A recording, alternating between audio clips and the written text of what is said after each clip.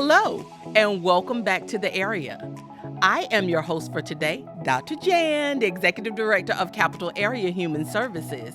And my special guest to help us celebrate Mental Health Awareness Month is Sherrod Crespo. Hi, Sherrod. Hi, thank you for having me. Yeah, very good. And I can tell you, I am like one of your biggest fans. Once I heard you do a presentation on trauma, I knew this was something that we had to share with our viewers because it is so important because of the things that are going on right now with the pandemic. Would you tell us what you do and the services that you provide at ViaLink? Sure, thank you. So my name is Sherrod Crespo, and I am on the clinical team at ViaLink. I am also our outreach coordinator and our traumatic loss coordinator. So for those of you unfamiliar with ViaLink, we are a local nonprofit which we serve the state of Louisiana in its entirety through our 24-hour call center. Yes. So through our call center, we answer the National Suicide Prevention Lifeline, 1-800-273-TALK. I'm sure most of y'all have seen that Yes. advertised. That is actually answered locally, and it's routed by the area code on your phone to get you to the correct center. Through our call center, we also answer a line that is specifically for parents, Louisiana Parent Line, which has been needed more now than ever with all of the changes that have been going on in the school system. That's available statewide for free. You can get that by calling 833-LA-CHILD or texting 225-424-1533. Okay. We also answered the Crisis Teen Text Line, which is a statewide available text line, just texting it on your phone, available for teens statewide. That number is 833-TEXT-TEEN. Mm-hmm. And also, that was launched through COVID in partnership with LDH and United Way. We answer the Keeping Calm line. Yeah. So that, I hope that you have seen advertised. That is a line for anything you need for COVID-related questions to get that official answer instead of having the stressful Google search and social media information. You can access that by calling, let me double check, 866-310-7977. All of our phone, chat, and text lines are available 24 hours a day. They're free. They're confidential. It's a safe space to just get whatever off your chest that you need to. And we also answer 211 for part of the state, but I would like to let everybody know in Louisiana is actually on top of it with their 211 centers. That's an information and referral line for health and human services. Every parish is covered by a 211 center. Wow. So you can just dial 211 from your phone to get connected to behavioral health and human service resources in your area, again, without having to navigate the confusing world of Google searches and getting false information. Very good. Thank you so much. And you said a mouthful, and I do just want to say that Capital Area actually partners with ViaLink as well, and you answer our 24-hour line. So when people need things from us and we are not in the office, you all are always there, and I thank you for that. Oh, thank you. So to the reason that I had you here today, speaking of mental health awareness, those of us in the behavioral health space, we do understand that with COVID going on, with the pandemic, there have been lots of attention placed around the depression, the anxiety, but also the trauma that people are experiencing, whether they've had grief and loss or whether they've been a frontline worker. And so I know we use trauma in general as like a catch-all phrase, but can you just tell us exactly what is trauma? Sure. So kind of the simplest explanation I can think for trauma is it's an event that happens to you and your brain doesn't know how to file away the memory. So where like you can think, okay, I ate this for lunch yesterday, it gets filed away neatly in different areas of your brain. A traumatic event, it kind of causes like a shock to your brain and it doesn't know where to file away the memory. So it exists in this very easily accessible place, which causes symptoms like nightmares that are way more intense than any other nightmares you've ever had, visualizations during the daytime, really graphic memories of the event that happened to you, because it's not filed away like a memory. It's kind of present, stored in your brain, constantly causing stress. Yes. And what that stress does is it keeps you in fight or flight mode. Yes. So to kind of break it down, talk about the brain a little bit, our brain has two functions, essentially. We've got our sympathetic nervous system and our parasympathetic nervous system. So our parasympathetic nervous system is what we want operating most of the time. It's what's normally active. That's what's operating when we're comfortable, when we feel safe, and that has our full brain getting electricity to it. So especially this important part, the prefrontal cortex in the front, that's got our higher learning functions in there, like how to communicate, our language skills, digestion even. All these things we want functioning, decision-making capabilities is stored right there. And that part of the brain is getting electricity when we're operating under our parasympathetic nervous system. Our sympathetic nervous system is our fight or flight mode when we're in danger.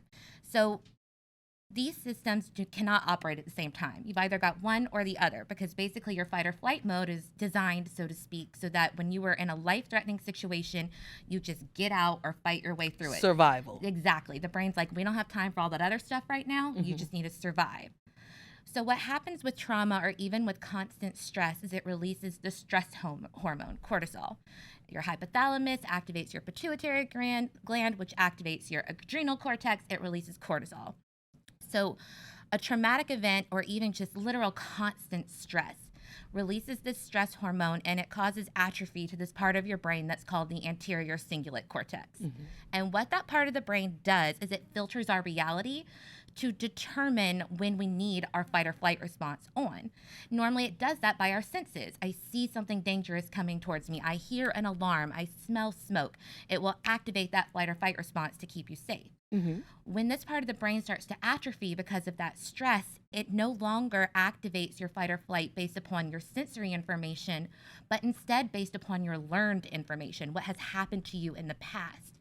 So then you will sense that you need your fight or flight mode on because you're in danger, because you've been through dangerous situations before, because that's where your reality is now being filtered from. So it keeps you, especially if you've been through a traumatic event, in a constant state of fight or flight mode, and you don't have access to that prefrontal cortex part of your brain anymore for extended periods of time. And that affects everything. It affects your language skills. It affects how much you can sleep because you're in that fight or flight mode.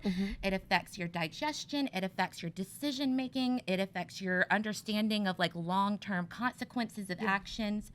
So that's essentially what's kind of going on in your brain when you are recovering from trauma or even just constant states of stress. Like you've said with the pandemic, constant states of stress. We haven't known what's been going on. It's traumatic because our brain does not know where to file away these memories, especially these traumatic deaths from COVID, the illness, the financial issues that have occurred. And then for people who are working, especially in the behavioral health field, you're living through this pandemic and then constantly assisting people through the pandemic. So you're under constant stress, and all of your learned information is only this dangerous, very stressful time. So it keeps you in the constant state of fight or flight. And I am so glad that you identified the pandemic as a qualifying event, because many of us in the behavioral health field, and I think I would venture to say just people in the general populace, just seem to think that we associate trauma with violence, that it has to be something violent that happens. But for you to talk about how this is a qualifying event for all of those reasons, I think is very, very helpful, because I don't think that a lot of folks, particularly like the first responders, frontline workers. And we want to remember not only the paramedics, the doctors, the nurses, all of those folks, but the people who were bagging our groceries at Walmart, the Uber and Lyft drivers, those folks that when we were cloistered in our houses did not have the chance to protect themselves and go out into the unknown every day. Exactly. And just that we just were not prepared for this. People like, oh, doctors and nurses, and think about the teachers. Yes, you were not prepared for this unless you were a medic in the Army, where you prepared to face life and death doing your job. Not medical school and nursing school didn't prepare people for the pandemic. Right. I would say, my MSW degree did not prepare me for the pandemic. Mine either. No, I would definitely say that. So you talked some about signs and symptoms, and we'll get more into that. But you talked about this constant state of stress and being on high alert. What happens when trauma goes untreated? So It's interesting because I had just actually been reading, especially what you were saying about this kind of misconception that trauma only occurs from violence, where when they've been looking kind of at instances of PTSD and trauma, we live in a period of time where there are less like physical threats to our safety than like have ever been before. Yes. And yet we have higher rates of trauma. Hmm. And a lot of that is because we have constant exposure to traumas that are not even happening to ourselves through social media and through media and just living in this information age. We are more highly exposed to traumatic events. Right. So it's important to recognize if you've gotten overwhelmed, if you're not feeling yourself, if you're foggy, if you're in a brain fog, that can be effects of trauma. Yes. And what happens basically if we leave trauma untreated is that memory does not get integrated. That's kind of the goal of trauma therapy, and whatever way your therapist has decided is the best route for you, is that you want this memory, this information to get integrated into your brain just like all other memories. So you can access it when you need to, but it's not constantly keeping your brain afraid or on edge because of this event. To be able for your brain to process, this happened in the past, it's not happening now, it's not affecting me now. I'm not having anxiety, I'm not being stressed, I'm not being able to not sleep, I'm not having hypervigilance and like constantly on edge around everyone around me. My brain understands now this memory happened in the past. It's not occurring anymore. Gotcha. So you were discussing the hypervigilance, sleep disturbances, those types of things. Can you tell us more about the signs and symptoms of trauma so that we know how to recognize it? And also, how does it manifest in children versus adults? Sure. So a lot of the signs and symptoms are, I would say, sleep deprivation is a very, very big one, which comes from constantly being anxious. We all know when we've had states of anxiety. Anxiety is a just fine emotion. We should feel anxious when we've got something, coming up. Got a big test, it's okay that you feel anxious. It's a natural response. But when you are just sitting there and you are constantly anxious and it's this intensified anxiety, feeling like there is a threat to you, that's kind of the difference. It's not being like caused by something in the present. You are just feeling like there's a threat to me or there's a threat to you, a constant threat to my loved ones, like a life or death situation all day. That was a real good sign of trauma, and that will then inevitably affect your sleep. Of course, you're not gonna be able to sleep. Nightmares, more like night terrors, are a very good indication of trauma, specifically about the event. Memory loss, either about you can't remember a lot of details about what occurred, is usually a sign because that memory is not being integrated. That you're experiencing trauma, or present day memory loss, like having trouble remembering what I did yesterday. How do I get to work? How do I write a check? How do I file my taxes? These like things that you might do every day or every year, you have trouble remembering because your kind of memory core of your brain has been completely affected by this like one little like microchip not being able to be filed away where it should be. So really a lot of like manifestations of extreme kind of like paranoia or anxiety, and then very vivid flashbacks, kind of like losing time during the day because your brain went somewhere else and it's like a movie screen in your mind playing back the event that occurred to you. You're actually there. Yeah, exactly. It's not just like me kind of reminiscing about, a party I went to. It's like I'm back in this space. I'm not sitting here with you anymore. I'm there. And, it affecting you physically, through sweats, through shaking, through not being able to sleep again, a big one, because that's what a lot of therapy has to address, because your brain doesn't work if it's not sleeping. That's right. So that's a very, very big sign. And just not being able to quite function like yourself. There are definitely degrees of trauma.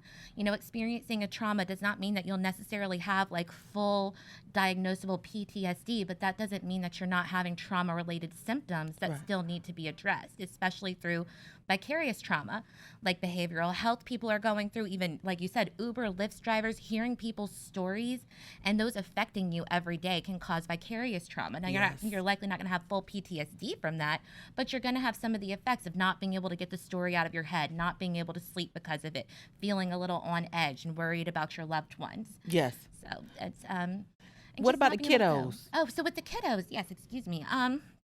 It's more difficult with kids, I would say, because they can't always articulate exactly what has occurred and exactly how they're feeling, especially depending upon kind of the way in which they are raised, the culture around them, the schools they attend. There's varying degrees of how much when you're a child that you express your emotions or even know how to identify and label them. Right. And then what developmental age too? What developmental stage? Exactly. Yeah. Being able to even fully like have the words to Yeah. say what has happened. And so with kids, there can definitely be a lot of delayed trauma. Like they kind of don't even, it's not even recognized that it's happened to them until a later age. And finally, that memory kind of like comes full force out of Yes. nowhere. And it's like combined trauma because now the memory of the traumatic event has happened and it happened years ago. So it like walloped you all over again. Yeah. A lot of times it can be manifested through like behavior issues. Someone kind of acting out in school, bullying a lot of times is a repercussion of trauma. It's kind of a maladaptive coping mechanism. I really liked at a conference I was at pre-pandemic because it was in person, all I can remember, where they were talking about how so much more in Louisiana schools are trying to operate from the ACEs scale, the Adverse Yes. Childhood Experiences scale, and instead of looking at children who are having, conduct issues in school and saying, why are you acting this way, to be like, what's happened? What have you been through? Because they're finding so much it's actually effects of trauma that they haven't been able to express or get the therapy for, and it manifests in a lot of behavioral issues because you're trying to find some form of control because you don't know what's been happening to you. Exactly. Yeah. And so you talked about briefly about therapy. What are some strategies for treating trauma? And how do we know when to get help? Yes, there's lots of different strategies, kind of depending upon the degree of your trauma and what works best for you. Just like with most therapies, you want to find where you're comfortable and you're actually over some time starting to feel the benefits of therapy. It's not a one mold fit all type of situation. Essentially, with the goal, like we talked about, being so that this event becomes a memory. It's not this active floating around danger in your brain. But there's like things like EMDR, the rapid eye movement therapy that some people have found beneficial. A lot of the times, a lot of work with sleep therapy, whether that be through different medications or different sleep exercises, as they call it, trying to get you so that you can sleep at night, because that's the biggest thing your brain can do to heal itself. Talk therapy, but with a trauma expert. Trauma is very specific work. So if you are reaching out for help, you want to go to a counselor therapist who works with trauma specifically, because you have to be careful about the way that you start bringing up the memories back, because you don't want to re-traumatize somebody. Absolutely. Coping with the feelings as you are feeling them today and being able to recognize the emotions are happening today, but the event is not happening today is kind of what you're looking for as you're working through therapy. Integration therapy, where you're kind of slowly re-exposing yourself if you had been in some danger with snakes, let's say, where they might be trying to integrate this back into you. So you have the healthy fear of snakes, not this traumatic fear of snakes. Support groups I found are very, very helpful. Because you get to be around people who are truly gone through what you've been through, and you end up inevitably being able to support other people, which builds a lot of strength and autonomy in those that are survivors of trauma. And you get to see what's really important when you're getting help for trauma is the long-term aspect that you're looking at. You want to have this, I know I'm not going to feel better tomorrow, but I believe in a year and 2 years from now, I'm not going to feel like this. This is really bad right now, but it will not always be this way. And you get that a lot with support groups, because you get to see people 1 year out, 2 year out, and see, okay, they were exactly where I was, and look at them now. They're here helping me. And that's really, really important. Yeah. Having worked in addiction since 1998, I can tell you that it is very satisfying, it's very fulfilling to do group therapy, because there are a lot of healing qualities to groups. The first thing you learn is that I am not alone. And you get to see, like you said, you get to see that healing and that recovery modeled, and you get to do it in a safe space. You get to practice new skills and all of that. And so I'm a big advocate of support groups. So I'm glad to hear you say that that's really a viable treatment, a viable therapy for people who have sustained trauma. And I do want to comment on something that you said earlier. You gave a great explanation of what happens when we have cortisol just going through our brains and our bodies over a long period of time. So not only is this a behavioral health issue, but it can become a physical health issue, correct? Yes, with trauma? Absolutely. It can very much affect you physically. Weight loss, weight gain because of the stress hormones. I'm saying it a lot, but not being able to sleep affects everything. Yeah. It can really start to kind of deteriorate your health. You'll have mobility issues, weakness, kind of almost feeling like you've got the flu. We call it like the trauma fog as it happens. It can definitely affect you physically. Absolutely. Yes. And so that's what I want people to keep in mind, because in a lot of spaces, people just don't think that the brain is a part of the body, and not seriously. I mean, we know that, but it's the issues that we have in behavioral health are not on par in many spaces with those that we have for physical health, when they are intricately connected. And I think I want people to understand the importance of that your behavioral health is your physical health, your overall health. And so is an organ in your body just like anything else. And if you had a traumatic injury to like your kidneys, you would expect manifestations of that. The same is happening. A traumatic experience is a traumatic injury to your brain, essentially, and it's going to manifest in a lot of ways. And there is help. You can feel better, but you can't do it alone. You really can't. You need a support team in your personal life, and you need a therapeutic support system, however that works best for you. Exactly. So what I hear you saying is 2 words. I'll say 4. Okay. Reach out, seek help. Yes. Yeah. So pain is inevitable. We all have it in our lives. Suffering is totally unnecessary. Yes. You do not have to suffer, and you do not have to be alone. When I tell you that I am an even bigger fan because I spent this time with you today, I hope y'all got something out of it. All of those resources that Sherrod talked about, we're going to put them on the screen for you so that you're able to see it. And you can always reach out to us here at Capital Area Human Services at 225-925-1906. Or reach us on the web at realhelpbr.com. Thank you. Thank you.